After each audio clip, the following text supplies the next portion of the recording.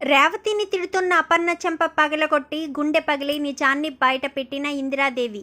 ఇంతకు ఏం జరిగింది? అసలు రేవతిని అపర్ణ తిట్టడమేంటి?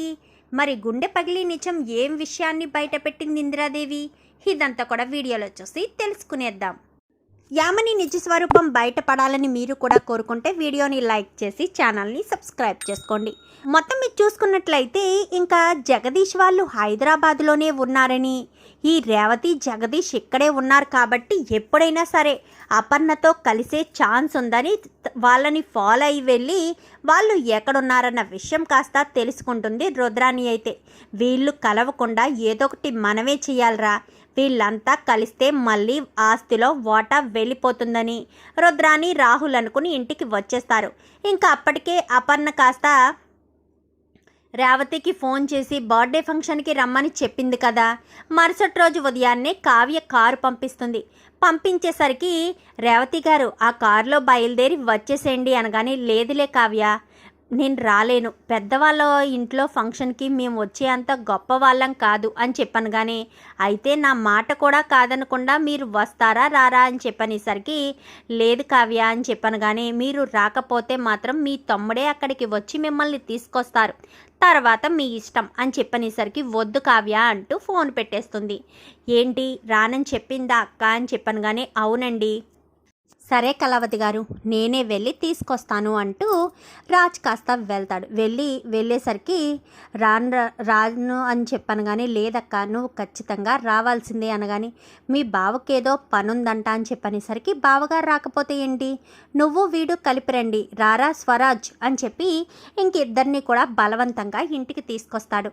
ఇంటికి తీసుకొచ్చేసరికి వాళ్ళిద్దరినీ కూడా బయటే ఉండి రాము రాము అని అంటూ ఉంటారు.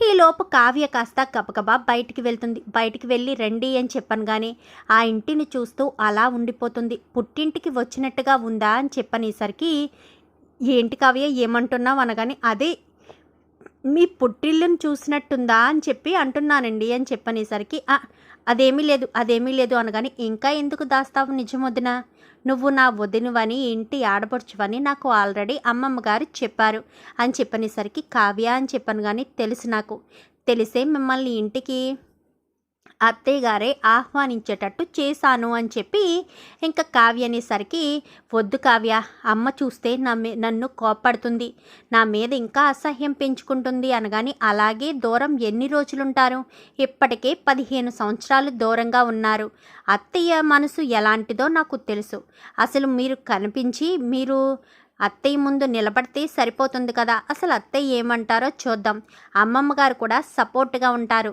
ఈ రోజుతో మీ ఇద్దరి మధ్య ఉన్న దూరం చెరిగిపోవాలి అని చెప్పి కావ్య కాస్త బలవంతంగా లోపలికి తీసుకొచ్చేసరికి ఒక్కసారిగా అందరూ చూస్తూ ఉండేసరికి, ఏంటమ్మా అలా చూస్తున్నారు, అదే స్వప్నను ఇటు అప్పుని ప్రాబ్లం నుంచి బయటపడేసింది ఈవిడనే నేను అక్క అని పిలుస్తున్నాను, రేవతి అక్క, వీడేమో వాళ్ళ కొడుకు అని చెప్పనేసరికి, హాయ్ ఫ్రెండ్ అని చెప్పి స్వరాజ్ అయితే అపర్ణ వంక చూసి మాట్లాడతాడు. ఏంటపర్ణ ఫ్రెండు అంటున్నాడు, నువ్వేనా, ప్రతిరోజు వెళ్ళి వీడితో ఆడుకుంటున్నావు కదా, వీడేనా వాడు అని చెప్పాను. కానీ అవునండి అని చెప్పనేసరికి, మనవడని తెలియకపోయినా మనవడి దగ్గరికి వెళ్ళి ఆడుకుంటున్నావు అన్నమాట అని చెప్పాను. కానీ ఏం మాట్లాడుతున్నారు అని చెప్పాను. కానీ ఎంత కాదన్నా సుభాష్ చెప్పింది నిజమే కదా అపర్ణ అని చెప్పాను. కానీ వాడు నాకు మనవడేంటి, వాడు నాకు ఎప్పటికీ మనవడు కాదు, అది నాకు ఎప్పటికీ కూతురు కాదు అని చెప్పి, ఏంటే మళ్ళీ ఇంట్లో అడుగు పెట్టావు,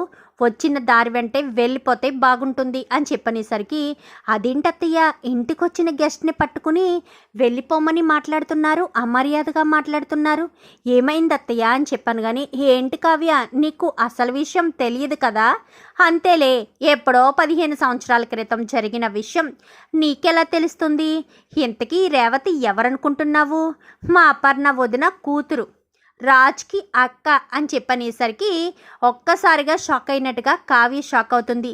ఏంటి రుద్రాణి గారు, ఏంటి మీరు అనేది, ఈ రేవతి గారు ఈ ఇంటి ఆడపడుచా, నా ఆడపడుచా అని చెప్పనేసరికి, అవును, ఇప్పుడేంటి ఏం చేస్తావు, నీ ఆడపడుచు అంటే ఈవిడ గారు ఎప్పుడో ఒక డ్రైవర్ని పెళ్లి చేసుకుని ఇంట్లోంచి బయటికి గెంటేయబడింది, ఎప్పుడో ఇంట్లోంచి వెళ్ళిపోయింది, ఇప్పుడు మళ్ళీ ఎందుకు వచ్చినట్టో అని చెప్పనేసరికి అత్తయ్య గారు ఫోన్ చేసి బర్త్డే ఫంక్షన్కి రమ్మని చెప్పారు, అందుకే వచ్చింది ఆవిడ, లేదంటే ఆహ్వానం లేకుండా ఎందుకు వస్తారు, మేమేమీ పిలవలేదు ఆవిడ్ని అని చెప్పనేసరికి, అంటే నిన్న నేను ఫోన్లో మాట్లాడింది ఈవిడితేనోనే కావ్య అని చెప్పాను. కానీ అవునత్తయ్య రేవతి అని మాట్లాడారు కదా అని చెప్పనేసరికి, రేవతి అంటే ఎవరు అనుకున్నాను, ఇదని నాకు తెలియనే తెలీదు అని చెప్పి అనగానే, ఇంకెందుకు బయట పడిపోయింది కదా, వెళ్ళిపోయి ఇక్కడి నుంచి అని చెప్పాను. కానీ అదేంటి అత్తయ్య గారు, ఇంటి ఆడపడుచు ఇంట్లోకి వస్తే ఇలానేనా ఆహ్వానించేది, ఇలాగేనా మర్యాద చేసేది, ఇలాగేనా చూసుకునేది అని చెప్పాను. కానీ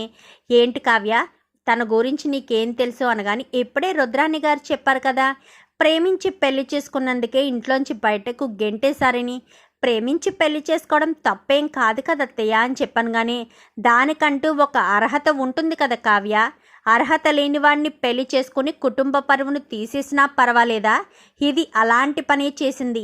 ఈ ఇంటి డ్రైవర్నే పెళ్లి చేసుకుని ఈ ఇంటికే తిరిగి వచ్చింది, అప్పుడు ఏం చేయాలి, దీని మీద మేము ఎన్నో ఆశలు పెంచుకున్నాము, ఎంతో గొప్ప గొప్ప చదువులు చదివించి గొప్ప వ్యక్తిని తీసుకొచ్చి పెళ్లి చేయాలనుకున్నాము అని చెప్పాను. కానీ మీరు అనుకున్నారు గొప్ప వ్యక్తిని తెచ్చి పెళ్లి చేయాలని, కానీ ఆవిడ జీవితంలో ఆయన మాత్రమే ఉండాలని, ఇంత ఆస్తిని ఇంతలా ప్రేమించే వ్యక్తిని మిమ్మల్ని కాదని చెప్పి ఆ వ్యక్తి కోసం తన భర్త కోసం ఇల్లు వదిలి వెళ్ళిపోయిందంటే ఆయన్ని ఎంతలా నమ్ముంటుందో ఒక్కసారైనా ఆలోచించారు అత్తయ్య. ఇప్పుడు మీరు ఇష్టం లేకుండా పెళ్లి చేసి అమెరికా వాడిని తీసుకొచ్చి చేసినా ఎవరిని తీసుకొచ్చి చేసినా మీ కూతురు సంతోషంగా లేనప్పుడు ఎవరైతే ఏం లాభం అత్తయ్య, పెళ్ళయిన తర్వాత వాడు మంచివాడు కాకపోవచ్చు, ఎన్నో కాపురాలు చెడిపోతున్నాయి, ఏదో ఒకటి జరుగుతుంది, అలా అయ్యుంటే మీరు బాధపడతారు కదా, తను కావాలని ఇష్టపడి పెళ్లి చేసుకున్న వ్యక్తిని మనం ఎలా కాదంటాము, మీరు పెద్ద మనసుతో క్షమిస్తేనే కదా వాళ్ళు ఇంట్లో ఉండడానికి అవకాశం ఉంటుంది అని చెప్పాను. కానీ ఏంటే ఇంకా ఇక్కడే నిలబడ్డావు, ఒక్క క్షణం కూడా నువ్వు ఇక్కడ ఉండడానికి వీల్లేదు, పదవే బయటికి అని చెప్పి అపర్ణ కాస్త అనేసరికి, అపర్ణ అంటూ సుభాష్ అంటాడు, ఏంటండి ఏంటి, అది తప్పు చేసినా దాన్ని ఇంట్లోకి రానిస్తారా, దాన్ని క్షమిస్తారా, అది చేసిన తప్పు గురించి మర్చిపోయారా, అది చేసిన మోసం మర్చిపోయారా, మీరు ఎంతలా చూసేవారు, దాన్ని ఎంత ప్రేమగా చూసేవారు, ఏమన్నా దానికి గుర్తున్నాయా, అవన్నీ కూడా మర్చిపోయింది, అది ఎలా మళ్ళీ ఇంట్లోకి రానిస్తారండి, ఎలా అన్నీ మర్చిపోయి మళ్ళీ దాన్ని ఇంట్లో మనిషిగా ఎలా తిరగనిస్తారు, ఒక్కసారి ఆలోచించండి, ఒక్క క్షణం కూడా ఇది ఇంట్లో ఉండడానికి వీల్లేదు, ఇప్పుడే దీన్ని ఇంట్లోంచి బయటకు గెంటేస్తాను అంటూ మెడ పట్టుకుని గుమ్మం వరకు తీసుకొచ్చేస్తుంది అపర్ణ. అపర్ణ అంటూ గట్టిగా పిలుస్తుంది ఇందిరాదేవి. అయితే ఇంకా గడప బయటికి అడుగు పెట్టబోయేసరికి గబగబా ఇందిరాదేవి వెళ్ళి అపర్ణ చెంప చెల్లుమనిపిస్తుంది. అత్తయ్య అని చెప్పాను, కానీ ఆ రోజు చేయాల్సిన పని ఈ రోజు చేస్తున్నాను, ఆ రోజే కనుక ఈ పని చేసుంటే నా మనవరాలు హ్యాపీగా ఇదే ఇంట్లో సంతోషంగా ఉండేది. అది అసలు ఏ ముహూర్తాన్న పెళ్లి చేసుకుందో నీకు తెలుసా, ఏ పరిస్థితిలో పెళ్లి చేసుకుందో తెలుసా, జగదీష్ వాళ్ళమ్మ చావు బ్రతుకుల్లో ఉండగా నీ పెళ్ళి చూడాలి అంటే అప్పటికప్పుడు వాళ్ళమ్మ ఎదురుగా పెళ్లి చేసుకున్నారు, అంతే తప్ప నీకు ఇష్టం లేకుండా పెళ్లి చేసుకోవాలని అనుకోలేదు. జగదీష్ని ప్రేమిస్తున్నానన్న విషయం నీకు చెప్పాలని ప్రయత్నించారు, నువ్వు ఒప్పుకున్న తర్వాతే పెళ్లి చేసుకోవాలని కూడా అనుకుంది, కానీ వాళ్ళమ్మ చావు బ్రతుకులో ఉండి నీ పెళ్లి చూడాలన్న ఆవిడ చివరి కోరికను తీర్చడం కోసమే జగదీష్ ఇటు రేవతి అప్పటికప్పుడు పెళ్లి చేసుకోవాల్సి వచ్చింది, అంతే తప్ప మీ మాటని కాదని కాదు, మిమ్మల్ని ఎదిరించి పెళ్లి చేసుకోవాలని కాదు. అర్థం చేసుకుండా మాట్లాడతావేంటి అపర్ణ, ఆ రోజు నిన్ను ఆపింటే ఈరోజు నా మనవరాలు ఇంట్లో హ్యాపీగా ఉండేది, బయటికెళ్ళి ఎన్ని కష్టాలు అనుభవిస్తుందో తెలుసా, కోట్ల ఆస్తికి వారసురాలు నా మనవరాలు, అలాంటి నా మనవరాలు బయటికి వెళ్ళి ఎంతలా కష్టపడుతుంది, డ్రైవర్ని పెళ్లి చేసుకోవడం వల్లే కష్టాలు అన్నీ అని అంటారు మీరు, కాదనను, కానీ డ్రైవర్ని పెళ్లి చేసుకుంటే మాత్రం మనకు ఆస్తి లేదా, మనం చూస్తే వాడు గొప్పవాడు కాదా అని చెప్పి మాట్లాడేసరికి ఆస్తి కోసమేమీ జగదీష్ పెళ్లి చేసుకోలేదు, అది కూడా గుర్తించాలి అపర్ణ, ఎంతో ప్రేమగా చూసుకుంటాడు రేవతిని, ఇన్ని సంవత్సరాలు మీకు దూరమయ్యానన్న బాధే తప్ప జగదీష్ని పెళ్లి చేసుకున్నాను, తప్పు చేశాను అన్న బాధ ఎప్పుడూ పడలేదు రేవతి అయితే. అర్థం చేసుకో అపర్ణ, మనసు మార్చుకో. తను నీ కూతురు అన్న విషయం మర్చిపోవద్దు. నీ కూతుర్ని నువ్వు క్షమించి గుండెలకి హత్తుకుంటే నా తల్లి నన్ను క్షమించింది అని జీవితాంతం ఈ సంతోషాన్ని తను మర్చిపోదు. లేక జీవితాంతం బాధపడుతూనే కష్టపడుతూనే ఉండాలా చెప్పు అంటూ గట్టిగానే ఇందిరాదేవి మాట్లాడేసరికి ఏం మాట్లాడడానికి అవకాశం లేక అపర్ణ కాస్త అలా నిలబడిపోతుంది. అవునపర్ణ, మన కూతుర్ని మనం దూరం చేసుకుని ఎంతో బాధపడుతున్నాము. ఎంత ఆస్తి అంతస్తు ఉన్నా కానీ మన కూతురు కొడుకు కూడా మన దగ్గర ఉంటే ఎంతో సంతోషంగా ఉంటుంది కదా.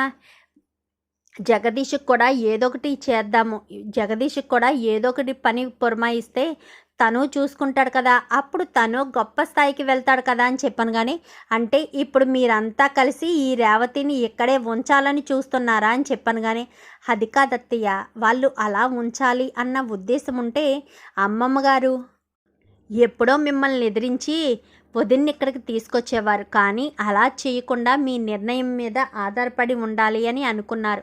అందుకని మీ నిర్ణయం కోసం ఎదురు చూస్తున్నారు. చెప్పండి అత్తయ్య, ఏం చేస్తారు? రేవతి వదిన్ని ఇంట్లోంచి బయటికి పంపించేసి ఆవిడ బాధపడుతుంటే మనం సంతోషంగా ఉంటామా?